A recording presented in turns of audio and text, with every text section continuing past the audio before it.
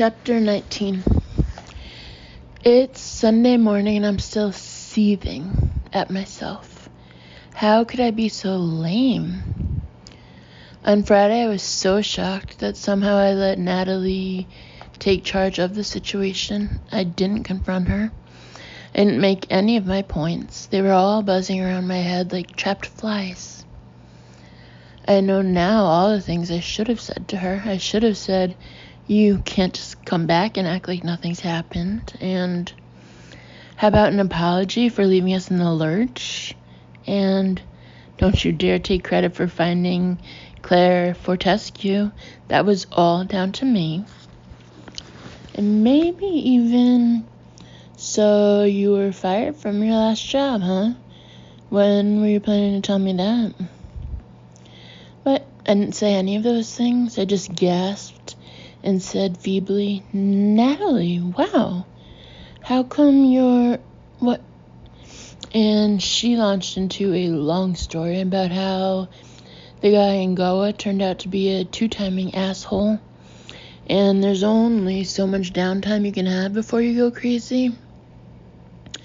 And she decided to surprise me, and wasn't I relieved? "Natalie," I began, "it's been really stressy with you gone." "Welcome to big business," she winked at me. "Stress comes with the territory." "But you just disappeared. We didn't have any warning. We had to pick up all the pieces." "Lara." She held out a hand as though to say, "Calm down." "I know, it was tough, but it's okay. Whatever fuck-ups happened while I was gone, I'm here to put them right. Hello, Graham?" She turned to the phone. "Natalie Masser here." And she carried on all afternoon, moving seamlessly from phone call to phone call, so I couldn't get a word in. As she left for the evening, she was gabbing on her mobile and just gave Kate and me a casual wave. So that's it. She's back. She's acting like she's the boss and she did nothing wrong, and we should all be really grateful to her for coming back. If she winks at me one more time, I will throttle her. Miserably, I wrench my hair into a ponytail. I'm barely making any effort today. Sightseeing does not require a flapper dress. And Sadie still thinks I'm going out with Josh, so she's not bossing me around for once. I eye Sadie surreptitiously as I do my blusher. I feel a bit bad lying to her, but then she shouldn't have been so obnoxious. "I don't want you coming along," I warn her for the millionth time. "Don't even think about it." "I wouldn't dream of coming along," she retorts, affronted. "You think I want to trail along beside you and the ventriloquist dummy? I'm going to watch television. There's a Fred Astaire special today. Edna and I will have a lovely day together." "Good. Well, give her my love," I say sarcastically. Sadie's found an old woman called Edna who lives a few streets away and does nothing but watch black and white films. She goes there most days now, sits on the sofa beside Edna, and watches a movie. She says the only problem comes when Edna gets phone calls and talks through the movie, so now she's taken to yelling, "Shut up! Finish your phone call!" right in Edna's ear. Whereupon Edna gets all flustered and sometimes even thrusts the phone down mid-sentence. Poor Edna. I finish doing my blusher and stare at my reflection. Black skinny jeans, silver ballet pumps, a t-shirt, and a leather jacket. Normal 2009 style makeup. Ed probably won't recognize me. I should stick a feather in my hair just so he knows it's me. The thought makes me snort with laughter, and Sadie glances at me suspiciously. "What's funny?" She looks me up and down. "Are you going out like that? I've never seen such a dull ensemble." Josh will take one look at you and expire of boredom, if you don't expire of boredom first. Oh, haha. But maybe she has a point. Maybe I've dressed down too much. I find myself reaching for one of my 20s vintage necklaces and looping it around my neck. These silver and jet beads fall down in rows and click together as I move, and at once I feel a bit more interesting, more glamorous. I line my lips again in a darker color, giving them a bit more of a 20s shape. Then I pick up a vintage silver leather clutch and survey myself again. Much better, says Sadie. And what about a darling little clutch? No thanks, I roll my eyes. If it were me, I'd wear a hat, she persists. Well, I don't want to look like you. I throw back my hair and smile at myself. I want to look like me. I suggested to Ed that we start off our tour at the Tower of London, and as I come out of the tube station into the crisp air, I feel immediately cheered. Never mind about Natalie, never mind about Josh, never mind about the necklace. Look at all this. It's fantastic. Ancient stone battlements towering against the blue sky as they have done for centuries. Beefeaters wandering about in their red and navy costumes like something out of a fairy tale. This is the kind of place that makes you feel proud to be a born and bred Londoner. How could Ed not even have bothered to come here?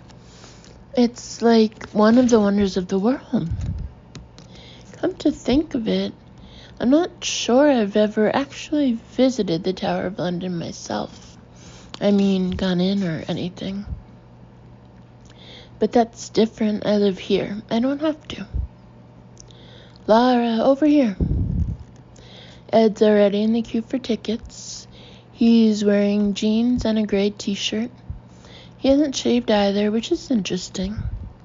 I had him down as someone who'd look smart even at the weekend. As I draw near, he looks me up and down with a little smile. So you do sometimes wear clothes from the 21st century? Very occasionally, I grin back. I was convinced you were going to turn up in another 20s dress. In fact, I found an accessory for myself, just to keep you company. He reaches in his pocket and produces a small rectangular case made of battered silver. He springs it open and I see a deck of playing cards. Cool, I say, impressed. Where did you get this? Bid for it on eBay, he shrugs. I always carry a deck of cards. It's 1925, he adds, showing me a tiny hallmark. I can't help feeling touched that he went to that effort. I love it. I look up as we arrive at the head of the line. 2 adults, please. This is on me, I add firmly as Ed makes to get out his wallet. I'm the host. I buy the tickets and a book called Historic London and lead Ed to a spot in front of the tower. So this building you see before you is the Tower of London.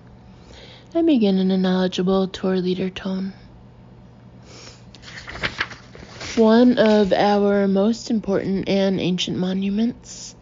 One of many, many wonderful sights.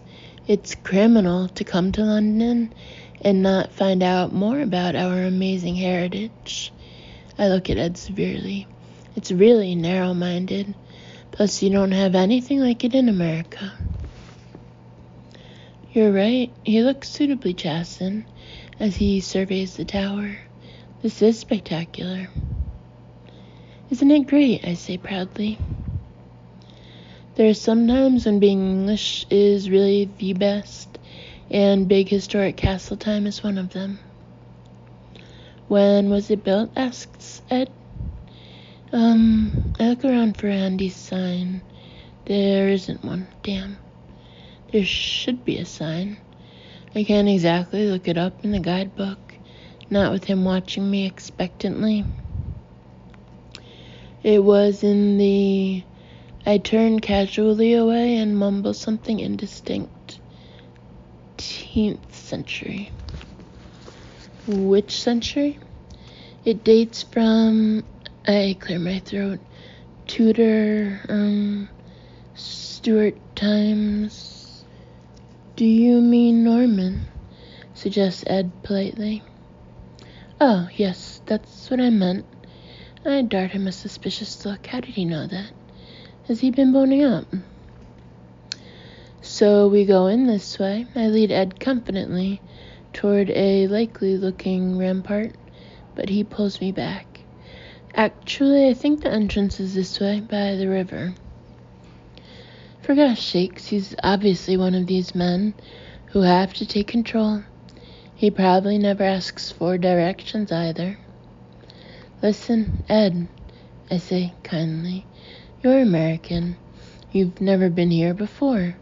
Who's likely to know the way in, me or you? At that moment, a passing beefeater stops and gives us a friendly beam. I smile back, ready to ask him the best way in, but he addresses Ed cheerily. Morning, Mr. Harrison. How are you? Back again already? What? What just happened? Ed knows the beefeaters?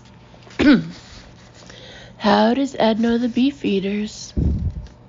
I'm speechless as Ed shakes the hand of the beefeater and says, Good to see you, Jacob. Meet Laura. Hello, I manage feebly. What's going to happen next? Will the Queen arrive and ask us in for tea? Okay, I sputter as soon as the beefeater has continued on his way. What's going on? Ed takes one look at my face and bursts into laughter. Tell me, I demand. And he lifts his hands apologetically. I'll come clean. I was here Friday. It was a work team-building day out. We were able to talk to some of the beefeaters.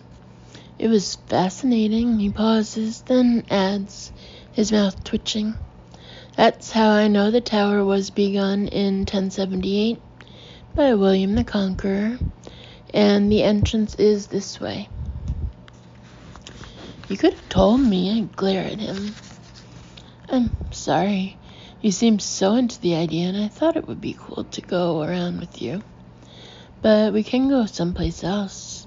You must have seen this a million times. Let's rethink.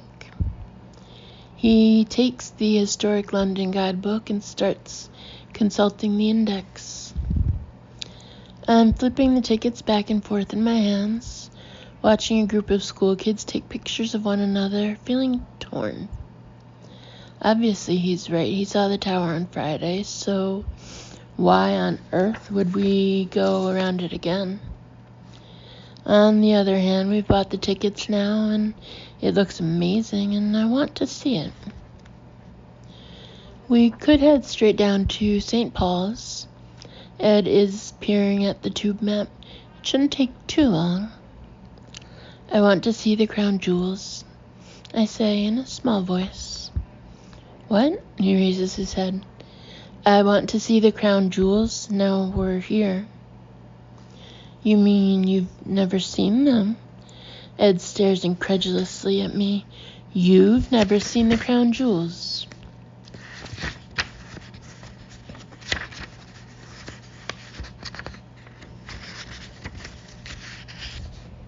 And I'm gonna pause because I'm very tired today. Finish up later.